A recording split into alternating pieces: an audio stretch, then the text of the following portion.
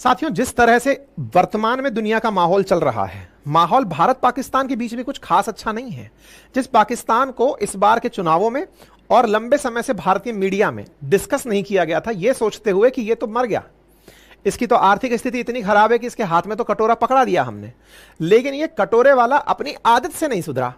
आदत से नहीं सुधरा, इसके मैंने प्रमाण भी दिए थे आपको। मैंने बताया था कि इनकी सेना की तरफ से कोई साजिश की गई है क्रॉस बॉर्डर, और उस पर हमने एक सेशन किया गया था, क्योंकि सेशन में हमने बताया था कि जिस तरह के जम्मू में इन दिनों आतंकी हमले बढ़े हैं, उन आतंकी हमलों में संभवतया पाकिस्तान की तरफ से इन्फिल्ट्रेशन हुआ हो।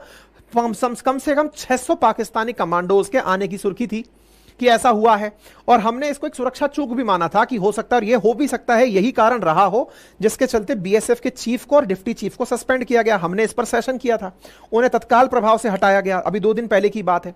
लेकिन इसी बीच में इनकी जो तैयारी है उसे देखकर यह लग रहा है कि ये एक हाथ में कटोरा लेकर के दूसरी तरफ से अपनी पुरानी आदत लेकर चल रहे हैं। और पुरानी आदत का प्रमाण क्या है मैं वो बताता हूं कि इन्होंने ये जो हरकत की सो की, लेकिन अभी सुनने में यह आ रहा है कि इन्होंने एवाक सिस्टम, एक इनके पास में ऐसा सिस्टम जो अर्ली वार्निंग है। अर्ली वार्निंग किसके लिए? अगर इन पर हमला होता है, कुछ ऐसे हवाई जहाज परचेज किए हैं जो कि इनकी हवाई जहाज की कैपेसिटी को भारत से बढ़ा देते हैं। अवाक सिस्टम में खबर बनती है साब नाम के एक सिस्टम की, जिसको कि हाल ही में डिलीवर किया गया, नाम है साब 2000, और इसको डिलीवर कर दिया गया है पाकिस्तान को। पाकिस्तान को डेनमार्क नामक जो कंट्री है उसने बनाकर यह सौंपा है। ये जो सिस्टम है जो इसको दिया गया है साब 2000, इसको मैं हवाई जहाज ना कहकर सिस्टम कह रहा हूं, और सिस्टम का नाम अवाक रख रहा हूं। ये क्या सिस्टम होता है, क्या काम करता है, और इसका भारत पाकिस्तान के युद्ध से क्या लेना देना है? क्योंकि यह हमेशा का इतिहास रहा है कि भारत पाकिस्तान में पाकिस्तान को जब जब हमने बख्शा कि अरे यार बच्चा है, छोड़ो, दोस्ती हो गई, मार दिया, छोड़ दिया, हटा। कारगिल वॉर भी कैसे हुआ था? एक तरफ भारत और पाकिस्तान मिलकर के शिमला समझौता कर रहे हैं कि चलो भाई अब दोनों ने न्यूक्लियर बम के परीक्षण कर लिए, अब मित्रता से रहेंगे। इधर तो अटल जी हमारे लाहौर की यात्रा कर रहे हैं, दूसरी तरफ से उठ करके आ रहा है पाकिस्तान, कारगिल में घुस जा रहा है। इधर हमने इसको अपनी हालत पर कि यार छोड़ो यार, कितना मारेंगे यार, बहुत मर गया, इसको कितना मारेंगे, उस पर छोड़ के चल रहे हैं। ये हमारे बॉर्डर में टनल्स के माध्यम से लोग घुसा दे रहे हैं। मतलब ये है कि पाकिस्तान अपनी आदत से बाज नहीं आता, और ना आने की इस नीति में आप सोचिए कि जो कर्जे के लिए दुनिया भर के सामने घूम रहा है, वो अपने डिफेंस इक्विपमेंट्स को और स्टैंडर्डाइज कर रहा है, और इतना स्टैंडर्डाइज कर रहा है कि वो भारत से ज्यादा इकट्ठे कर ले रहा है। मतलब एक तरफ तो आप कह रहे हो कि मर गया, और दूसरी तरफ से आपने जो हालत मचा रखी है वो आपके सामने है। चर्चा करेंगे आज इस सिस्टम की, इसको मैं हवाई जहाज ना कहकर एक सिस्टम कह रहा हूं, जिसका नाम है AEW&C, शॉर्ट फॉर्म में इसको अवाक बोल रहे हैं। इस सिस्टम की हम बात करेंगे, क्या खास है इस सिस्टम के बारे में, क्यों यह युद्ध की दशा और दिशा बदल सकता है, ये सारी बातें आज के सेशन में चर्चा होगी। इसको बताऊं उससे पहले मैं थोड़ा सा आपको एक जानकारी और देता हूं। देखो, आपके सामने ये जो तस्वीर दिख रही है, इसके थोड़े मायने समझो। बाइडेन आपको यूक्रेन में चलते हुए दिख रहे हैं। बाइडेन जब आपको यूक्रेन में दिखे, ये वो टेंस टाइम था जब यूक्रेन वर्सेस रशिया वॉर चल रहा था, पीक पर था। उस समय बाइडेन अपनी तरफ से जेलेंस्की के साथ अपना समर्थन दिखाने के लिए यूक्रेन पहुंचे थे, युद्धग्रस्त देश, जिस समय एनी टाइम यह डर था कि रशिया कभी भी हमला कर सकता है। आप सोचिए, यूक्रेन वॉर टॉर्न है, उस समय पर रशिया की तरफ से कोई मिसाइल आती है, धड़ाम से बाइडेन को उड़ा देती है। हो सकता है ना, कुछ भी हो जाए, उसके बाद देखा जाएगा जो होगा। अगर ऐसी स्थिति है तो भी अमेरिका पहुंचा यहां पर। कैसे पहुंचा? कैसे इसका हवाई जहाज जब हवा में उड़ रहा था, जब मालूम था कि हवाई जहाज उड़ना मना है, फिर भी इसके हवाई जहाज पोलैंड के ऊपर से निकल रहे हैं, यूक्रेन तक ये लोग खुद पहुंच रहे हैं। कैसे हुआ होगा? इसके पीछे का कारण था कि जब अमेरिका चलता है ना, तो उसके साथ में एक इस तरह का सिस्टम उड़ता है। यानी अमेरिकी राष्ट्रपति जब चल रहे होते हैं तो हवा में एक और हवाई जहाज उड़ रहा होता है, जिसका नाम होता है अवाक। आप पूछेंगे ये क्या चीज है भाई, ये छतरी सी क्या लगी हुई है? बस यही तो छतरी है, यही तो छतरी है जो यहां लगी हुई है, बस ये डिजाइन अलग है। यही ये छतरी लगी हुई है जिसको आप देख रहे हैं, बस डिजाइन अलग है। और बताता हूं मैं आपको, नाटो ने अपना अवाक सिस्टम लिथुआनिया पर एक्टिवेट कर दिया था कि कहीं रशिया इसके ऊपर कोई एक्शन ना ले ले। ये हमने सेशन किया था उस समय पर कि जब ये चलते हैं ना तो अवाक सिस्टम एक्टिवेट कर दिया जाता है। ये देखो, इसका मतलब ये कोई बवाल तो है, यानी कोई ऐसा इंस्ट्रूमेंट है ये जो कि हवाई जहाज के ऊपर लगाया जाता है, जिससे इनकी यात्रा को सुरक्षित रखा जाता है। बताएंगे अभी। और चलिए कुछ और चीजें बताता हूं। पुतिन सऊदी अरब आए थे इसी वॉर के टाइम में। जब ये आए थे तो इनको भी किसी ने सुरक्षा दी होगी। तो भाई साहब फाइटर जेट्स के साथ साथ हवा में अवाक उड़ाए गए थे। तो अवाक क्या कोई बहुत बड़ा मतलब मिसाइल सिस्टम है क्या, कोई फाइटर जेट है क्या? नहीं बाबा, कुछ और ये मामला। और सुनो, देखो थ्रेट टू पुतिन, जब पुतिन चल रहे थे तो उनको भी सुरक्षा मिल रही थी। ऐसे ही हाल ही में जब भारत में G20 हुआ, G20 में भारत ने भी हवा में अवाक उड़ाए। ये अपना अवाक है जो उड़ रहा है, इसका नाम नेत्र है, जो कि हमारे DRDO के द्वारा बनाया गया है। आप यहां पर उड़ता हुआ देख रहे हैं, इसके ऊपर देखो यहां पर भी एक टोपी सी रखी हुई है, दिख जाएगी। ये है क्या?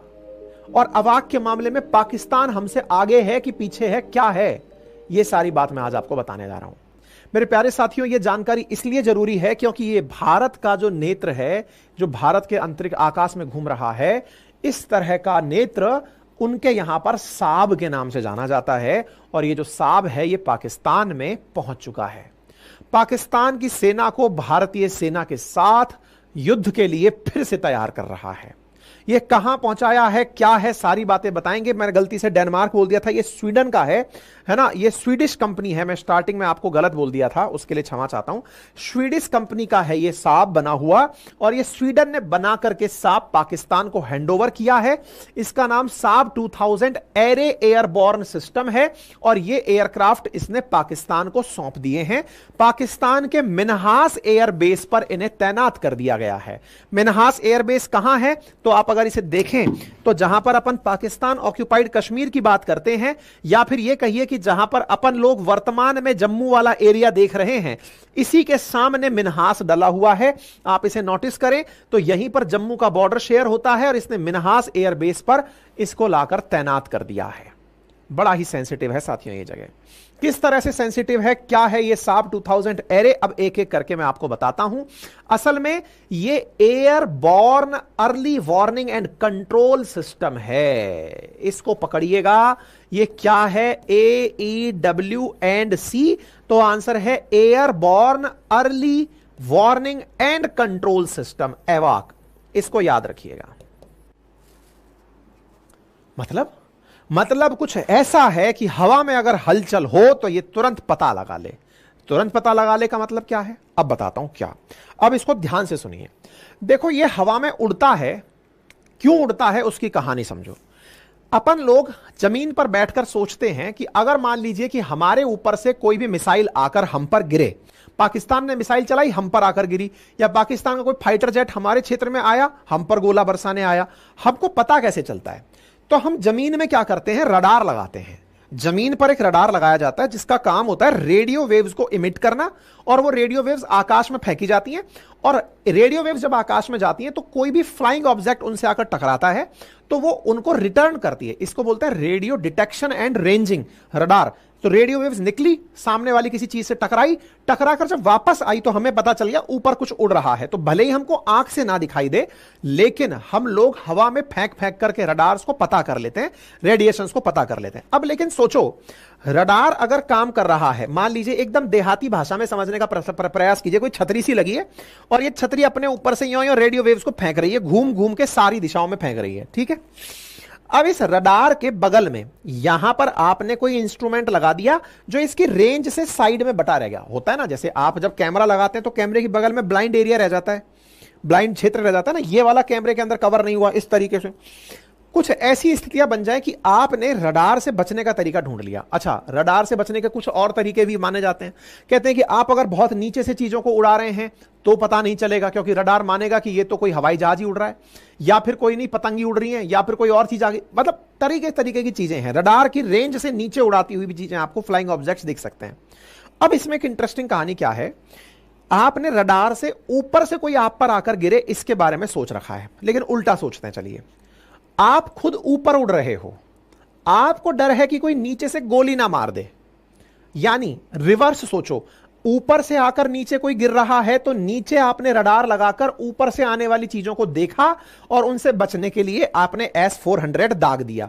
यह तो था एक डिफेंस सिस्टम। अब रिवर्स सोचते हैं, आप खुद ऊपर उड़ रहे हो, नीचे से किसी ने आपको टारगेट कर दिया, और टारगेट कर दिया, आपको पता ही नहीं चला, आपका रडार तो ऊपर से नीचे आने वालों को चेक कर रहा है, नीचे से कोई ऊपर वाले को मार रहा है, आपको कैसे पता चलेगा? आपको कैसे पता चलेगा? इसी के लिए ऊपर भी एक रडार, अब ऊपर कोई जमीन तो है नहीं, तो ऊपर एक रडार तैराया जाता है, उसका नाम है अवाक। असल मायने में ये एक रडार है जो रिवर्स काम कर रहा है।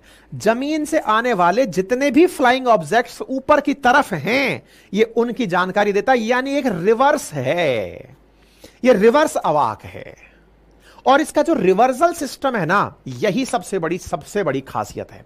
आपके दिमाग में आएगा, इसका मतलब यदि ये हवा में उड़ रहा है तो ये उस हवाई जहाज को प्रोटेक्शन दे रहा है जिसको आप टारगेट कर सकते हो। आसान भाषा में बताऊं, मान लीजिए पाकिस्तान की तरफ से चल के F-16 भारतीय सीमा में घुसा, हमारे नीचे के रडार ने पता लगा लिया कि भाई F-16 उड़ रहा है, चलो मारते हैं।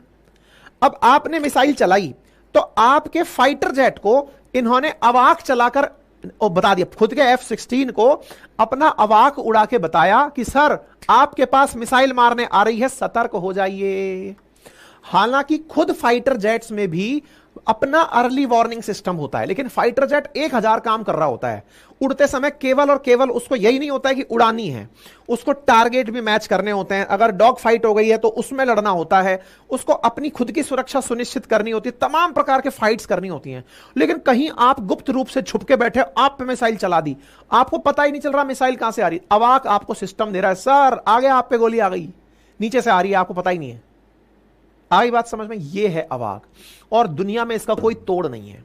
दुनिया का हर देश जो हवा में ट्रैवल कर रहा है, अपने वीवीआईपी मूवमेंट करा रहा है या फाइटर जेट्स उड़ा रहा है, वो हवा में अवाक चलाता है कि चलाते रहो, अर्ली वार्निंग सिस्टम आती रहे, पता रहे कि ये कहीं से कोई गर्मी आ रही है, नीचे से कोई चीज फेंक रहा है खतरनाक। अब आपके दिमाग में आइडिया आएगा खुरापाती, क्या सर कोई इसी को उड़ा दे पहले तो। भाई मान लो कि आपने अपनी तरफ से मिसाइल चलाई इस मिग को मारने के लिए या F-16 को मारने के लिए। सर आपको पता चल रहा है कि मिसाइल आ रही है, मैं पहले इसको मारूं कि बेटा तू बड़ा दिशा बता रहा है। मतलब जैसे होता है चोर पहले चोरी करने से पहले कैमरा तोड़ते हैं, सर इस कैमरे को तोड़ो। अच्छा, कैमरे को तोड़ते समय एक तकनीक का अपनाया जाता है जिसको थर्मल सेंसिंग कहा जाता है। थर्मल सेंसिंग का मतलब होता है, हम जो मिसाइलें चलाते हैं ना, कहते हैं अचूक मिसाइलें जाके निशाने पर लगेगी। कैसे लगेगी? वो क्या सेंस करती है चलने से पहले, मिसाइल के आंखें नहीं होती हैं, कैमरा नहीं लगा होता है, वो हीट सेंस कर रही होती है कि अचानक जहां हीट ज्यादा है मुझे वहां जाके मार करनी है। मिसाइल चलने का यही टेक्नोलॉजी अपनाया जाता है, हीट सेंसिंग होता है, थर्मल सेंसिंग कहते हैं इसको, कि इधर से हीट आ रही है, चलो वहीं पे गोला है, चलो फोड़ते हैं। तो ये हीट सेंसिंग के लिए जब मिसाइलें चलाई जाती हैं, ये स्मार्ट है। ये क्या करता है, अपने आसपास इतने सारे पटाखे फोड़ता है, दूर दूर तक ले जाके फ्लेयर्स फेंकता है, बड़ बड़ बड़ बड़ बड़ बड़ बड़ बड़। अब फ्लेयर्स फेंकी इसने बहुत सारी, तो इस तरह से ये फ्लेयर्स फेंक देता है। फ्लेयर्स फेंकता है तो नीचे से आने वाला जो भी मिसाइल सिस्टम है ना, जो इसको टारगेट करने आया है, वो कंफ्यूज कि यार मैं तो मारने इसको आया था, हीट तो इसमें से आ रही थी, अब इतनी सारी हीट कहां से आ गई। आपकी मिसाइल कंफ्यूज हो जाती है और वो दूसरी जगह से निकल जाती है। आई बात समझ में?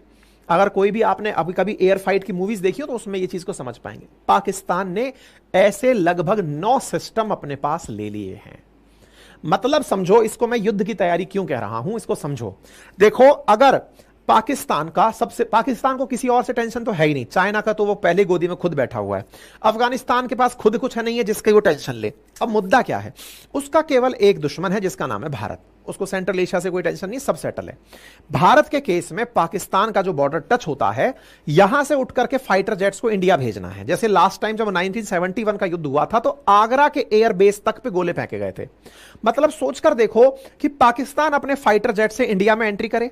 अब उसको पता है कि भारत ने S-400 जैसे सिस्टम लगाए हुए हैं, अपने पास में ऐसी मिसाइलें लगा दी हैं इंडिया ने। अभी कुछ दिन पहले परीक्षण अपन ने बालासर में भी किया है ऐसी चीजों का कि जो आसमान में उड़ रहा है हवा में उड़ा दो। अब इंडिया की तैयारी पूरी है, लेकिन अगर कुछ ऐसा हो रहा है कि हमारे फाइटर जेट को नहीं पता है, तो अभी क्योंकि हुआ ये था ना, आपको याद हो तो अभी थोड़े दिन पहले जब उरी सर्जिकल स्ट्राइक के आसपास का टाइम चल रहा था, तो भारत के MiG-21 ने उनका F-16 मार गिराया था, अभिमन्यु ने, अगर याद हो तो, अभिनंदन ने। तो जब मार गिराया था तो पाकिस्तानियों को यह पता है कि हमारा F-16 अगर खत्म हो गया तो हम तो वैसे ही मर जाएंगे, तो क्यों ना हवा में उड़ा के एक रडार चलाएं। और कारण भी है, देखो हिमालयन जो टेरेन है ना, वो हिमालयन टेरेन कुछ इस प्रकार की टेरेन है कि आप रडार से जानकारी भी नहीं जुटा पाएंगे, क्योंकि भारत ने कहां कोई मिसाइल छुपा के लगा रखी हो पता नहीं चलेगा। लेकिन आप ही अगर हवा में उड़ रहे हैं तो आपको हिमालय में कहां से मिसाइल आ रही है सब पता चल जाएगा। भारत पाकिस्तान के बीच में तो हिमालय बहुत अच्छे से फैला हुआ है। इसलिए इन लोगों ने अपने यहां पर यह शक्ति बढ़ा दी है। अब ये चिंता की बात है कि नहीं है? क्यों है? क्योंकि भारत के एट ए टाइम दो दुश्मन बैठे हैं। चाइना भी कोई मित्र तो है नहीं, उसके कारण तो हमारी बहुत सी परेशानियां हो रखी हैं। गलवान के इंसिडेंट के बाद तो हम जम्मू से उठा के सेना को वहां भेजे, जिसके चलते जम्मू में आतंकी घुस गए, सैनिक आतंकी बनकर घुस गए। एग्जैक्टली पाकिस्तान के साथ जो टेंशन है वो जग विदित है। तो पाकिस्तान के साथ टेंशन में अगर हमारे साथ में कभी युद्ध होता है तो ये उसको बहुत मजबूती प्रदान करेगा। अब आपके दिमाग में आएगा तो भारत की क्या तैयारी है मालिक? देखिए, भारत इस संख्या में पाकिस्तान से पिछड़ गया है। असल में पिछड़ने का कारण भी है, भारत इन दिनों आत्मनिर्भर हो रहा है। आत्मनिर्भर होने में अवाक जैसा सिस्टम इंडिया खुद बना रहा है। इसने तो स्वीडन से खरीदा है, और आज से नहीं तब से खरीद रहा है जब कंगाली में आटा गीला था। हर दिन डिलीवरी हो रहा है इसके यहाँ पे एक तरह से। 2006 से ऑर्डर लगाया हुआ है, 2020 तक ऑर्डर होने थे, 2024 में फाइनल ऑर्डर हुआ है इसका। मतलब ये लगातार ऑर्डर कर रहा है, भारत इनको खुद बना रहा है। और हमारे डीआरडीओ ने अपना अवाक बनाया जिसका नाम नेत्र है। लेकिन अभी हमारे पास नेट पर प्राप्त जानकारी में 2 ही नेत्र दिखाई देते हैं, और 3 हमारे पास में इजराइल द्वारा दिए गए सिस्टम है जो हमने रशियन फ्लाइट्स पर लगाए हुए हैं, जिनसे हम पूरा सिस्टम मैनेज कर रहे हैं। यानी इंडिया का पूरा एरिया मुश्किल से 5 अवाक से मेंटेन हो रहा है, और ये भारत पाकिस्तान बॉर्डर के लिए 9 अवाक लेकर बैठा है। ये इंटरनेट पर प्राप्त जानकारी है, इनकी वेबसाइट पर प्राप्त जानकारी है। उम्मीद है अब आपको इसका महत्व समझ में आया होगा। क्या है ये अर्ली वार्निंग सिस्टम, किस तरह से इसके जो ये रडार है ना, ईआर रडार, ये इसको मजबूती प्रदान करते हैं। संभवतः यह बात आपको समझ में आई हो। ये अर्ली वार्निंग सिस्टम है, किस प्रकार से ये काम करेगा, क्या काम करेगा, ये सारी जानकारी मैंने आपको बता दी है। तो ये मैंने आपको दिखा दिया किस प्रकार से फ्लेयर्स फेंकता है, ये बता दिया। पाकिस्तान के पास में जाकर के ये चीज उपलब्ध हो रही है। अवाक के बारे में मैंने सारी जानकारी दे दी। अच्छा, स्वीडन के द्वारा इसे कुल मिलाकर 8 ही कंट्रियों को दिया गया। Brazil, Greece, Mexico, Pakistan, Poland, Saudi, Sweden, Thailand और यूएई।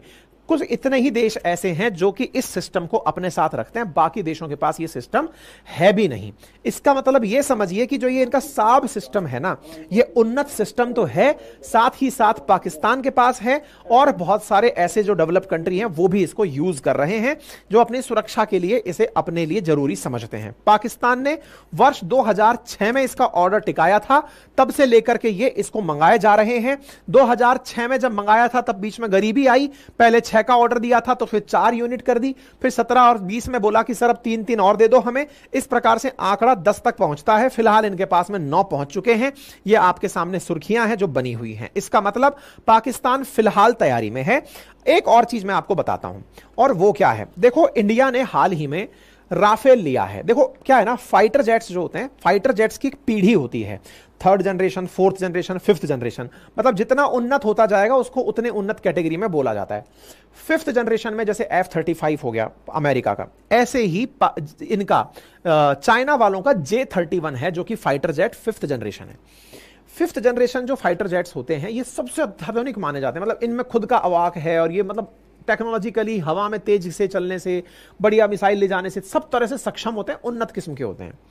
भारत ने अपने फाइटर जेट्स में राफेल सबसे उन्नत किस्म का रखा हुआ है, 4.5 मतलब 4.5 जनरेशन का बोलते हैं उसको, मतलब हमने इस तरह का वो लिया हुआ है। अच्छा, पाकिस्तान को चाइना, क्योंकि चाइना के वेपन वैसे कोई नहीं खरीदता, तो चाइना के लिए तो ये क्या है, प्रैक्टिकल भूमि है कि चलो यहां पे ट्राई मार लेंगे, और कुछ नहीं तो यहां से पता चल जाएगा, 2-4 में अगर फूट फाट भी गए तो सीख लेंगे कि क्या कमी थी। तो चाइना का डिफेंस का सामान एक्सपोर्ट क्यों नहीं होता, उसके पीछे का बड़ा तर्क दिया जाता है कि अमेरिका ने तो अपने सारे वेपन टेस्ट किए हुए हैं दुनिया भर में, युद्ध में कूद जाता है, कहीं भी जाके बम गोले फोड़ देता है।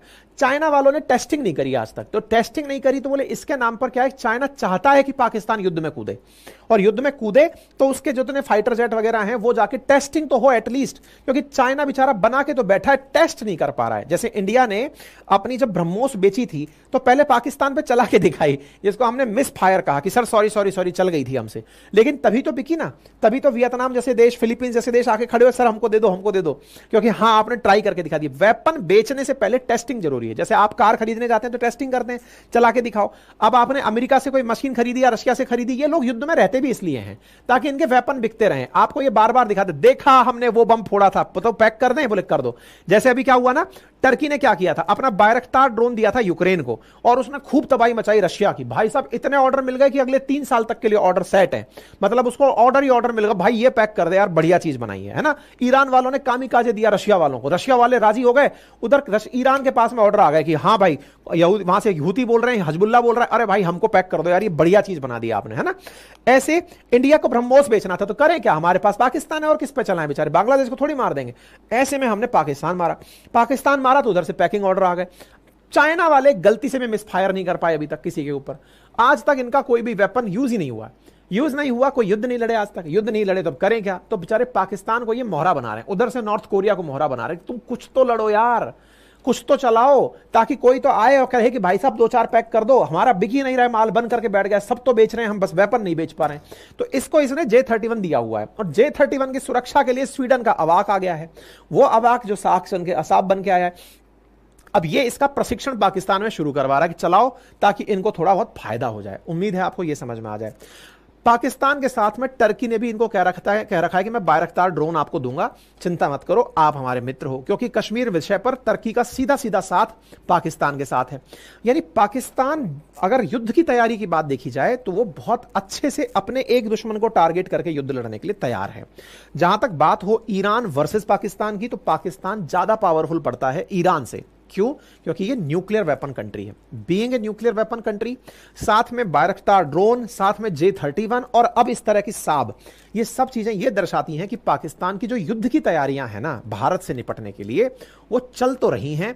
अब भारत के लिए कितना जरूरी है पाकिस्तान को कंसीडर करना, ये सोचना होगा, क्योंकि जब जब हमने पाकिस्तान को इग्नोर किया है, जैसे हमने वो उदाहरण दिया कारगिल वॉर से जस्ट पहले का कि अरे तो मर गया, इसको क्या ही लेना है, अब तो सेटल हो गया ये, लेकिन उसी समय इसने आकर के, क्योंकि ये आस्तीन का सांप है, पहले विश्वास कराता है और फिर विश्वासघात करता है। ऐसे में अभी फिलहाल हम जिसको कटोरे के समझ के इसको दया कर रहे थे, ये असल में दया पात्र है नहीं, ये फिर से विश्वासघात की तैयारी में है, क्योंकि इसने जिस तरह की प्लानिंग की है वो अमेरिका के हित में भी है। तो देखना होगा कि भारत इससे निपटने के लिए क्या तैयारी करता है। भारत ने अपने अवाक बना रखे हैं बढ़िया तैयारी के साथ, हमारा S-400 भी तैयार है, अपने पास भी भारत की स्वनिर्मित ड्रोन है, तैयारियां पूरी हैं, लेकिन दुश्मन हमारे पास बड़े दो खड़े हैं, इसलिए आवश्यकता है कि भारत इसको मजबूती से तैयारी के साथ निपटे। ठीक है साहब।